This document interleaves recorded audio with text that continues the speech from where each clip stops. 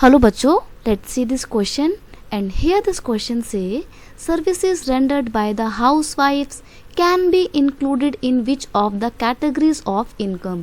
यानी कि क्वेश्चन में आपसे पूछा है जो हाउसवाइफ्स होती हैं उनकी सर्विसेज को आप किस कैटेगरी ऑफ इनकम में शामिल कर सकते हैं, इंक्लूड कर सकते हैं, ये आपसे इस क्वेश्चन में पूछा है। तो देखते हैं इस क्वेश्चन का answer.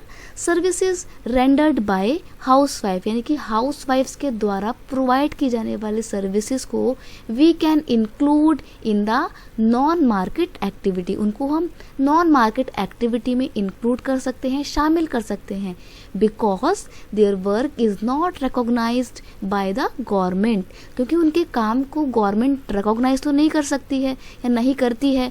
She earns no income for their work, और ना ही उन वुमेन्स को उनके काम के लिए कोई इनकम मिलती है और ना ही गवर्नमेंट उनके काम को रिकॉग्नाइज करती है।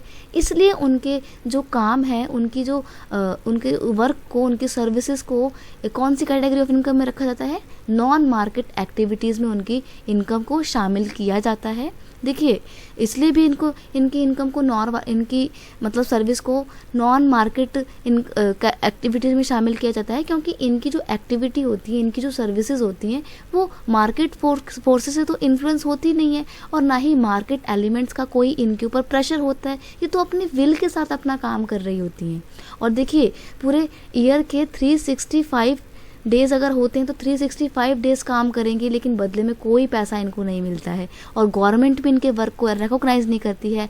इसलिए इनका जो काम होता है उसको नॉन मार्केट एक्टिविटीज़ में इंक्लूड किया जाता है, क्योंकि ये सेल्फलेसली वर्क करती हैं। कोई इनका पर्पज़ नहीं होता है, इनका लाभ कमाना इनका कोई उद्देश्य नहीं होता है, एम इनका प्रॉफिट अर्न करना नहीं होता है। इसलिए इनकी जो सर्विसेज हैं उनको हम नॉन मार्केट एक्टिविटीज़ में इंक्लूड करते हैं। I hope you understand it well. Best of luck and thank you so much।